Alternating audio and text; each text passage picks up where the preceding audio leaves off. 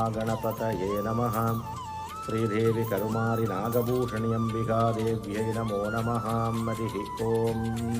தீபாவளி பண்டிகை என்பது நரகாசூரன் தேவர்களுக்கும் எல்லாருக்குமே துன்பங்களை செய்து வந்த காரணத்தினாலே அந்த நரகாசூரன் இறைவனினாலே சம்ஹாரம் செய்யப்பட்டு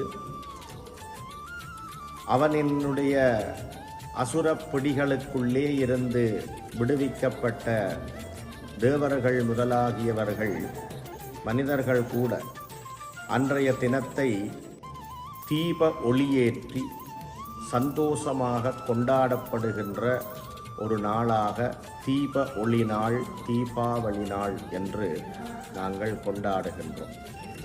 இந்த தீபாவளி நன்னாள் இந்துக்களினாலே சைவ சமயத்தை கடைப்பிடிக்கின்ற அடியார்களினாலே கொண்டாடப்படும்.